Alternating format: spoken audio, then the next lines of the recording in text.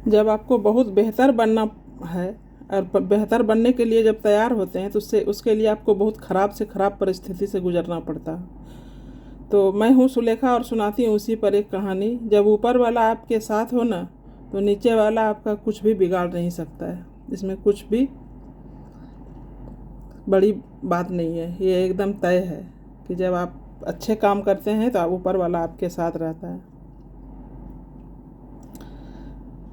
कहानी है एक मंदिर में घंटी बजाने वाले की। वहाँ हर काम आदमी पर होता था। कोई घंटी बजाता था, कोई ढाक बजाता था, कोई ताशा बजाता था और भक्तजन उसमें तल्लीन हो जाते थे। जब भी शाम दिया जाता, सुबह का आरती होता, शाम का आरती होता, तो ढाक बजाने वाला ढाक एकदम मशगूल होके पूरा ध्यान से अंतर मन से बजाता था वो। और भक्त लोग को उसका आदत लग गया था कि मतलब ये ढाक जब तक बजेगा नहीं तो हम सांझ का आरती का जो है हमको फल मिलेगा नहीं। एकदम मन में भक्ति भाव से सब रम जाता था सारे भक्त। तो हुआ एक दिन क्या कि वहाँ दूसरा ट्रस्टी आया। मंदिर का जो ट्रस्टी था वो बदल गया, दूसरा ट्रस्टी आया। तो उसने क्या किया कि अब यहाँ जो भी रहेगा, जो भी नौकरी ढाक बजाएगा, ताश बजाएगा, जो भी बजाएगा सब पढ़ा लिखा होगा और जो अनपढ़ है उसको निकाल दिया जाएगा। तो लोग को बोला कि जो भी आपका आज का सैलरी है आज तक का ले लीजिए और बाकी कल से आपको आना नहीं है।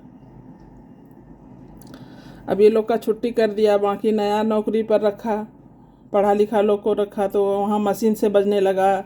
कोई पढ़ा लिखा तो थोड़ा अलग ढंग से बजाने लगा। वहाँ भक्त को मन नहीं लगता था पूजा करने में। एकदम आरती करने के वक्त एकदम सबका सन्नाटा सा रहता था, आदमी आना कम हो गया।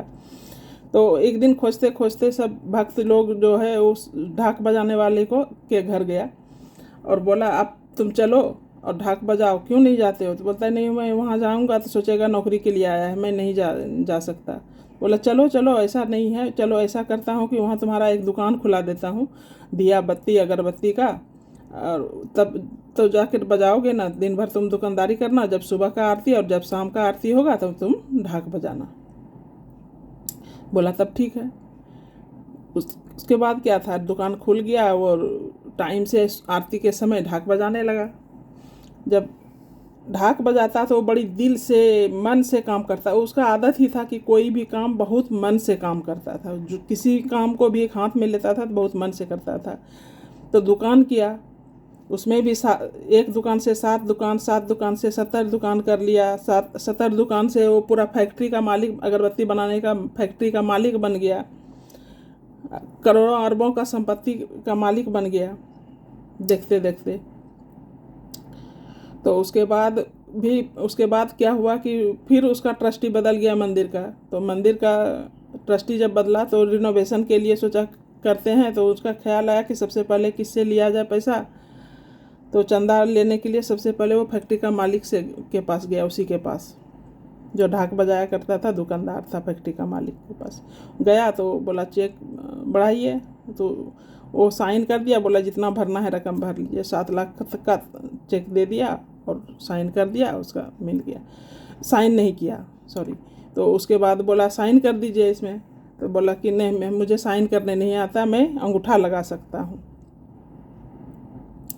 अंगूठा लगा सकता हूँ। तो बोला कि आप अगर पढ़े लिखे नहीं हैं तो इतना बड़े फैक्ट्री के मालिक हैं, अगर पढ़े लिखे होते हैं तो कितना आप कमाते, तो कितना बड़ा आदमी बनते। तो बोला अगर मैं पढ़ा लिखा होता तो मैं इतना बड़ा बन ही नहीं पाता, तब मैं ढाकी बजाते रहता। तो चुनौती आदमी के पास आता है। अगर आपको कोई रोकता है, कोई काम बोलता है कि नहीं हो सकता है, तो हो सकता है वो बहुत बड़ी चुनौती हो और उसको करके देखिए, आप बहुत बड़े बन सकते हैं। तरक्की इसी तरह से होती है। अगर कोई आपको मना कर रहा है कि ये आपके बस की नहीं है, आपकी लेवल की नहीं है, तो मतलब ज़रूर आप कैपेबल हैं और कर पाएंगे। ये भगवान आपको चुनौती उनके लिए भेजा गया एक इंसान के रूप में है, ताकि आप आगे बढ़ सकें और कर सकें। तो इसी तरह से बने रहिए मेरे चैनल के साथ। मिलती हूँ एक नई कहानी के साथ। तब तक के लिए अपना ख्याल रखिए। Bye bye, take care, see you soon.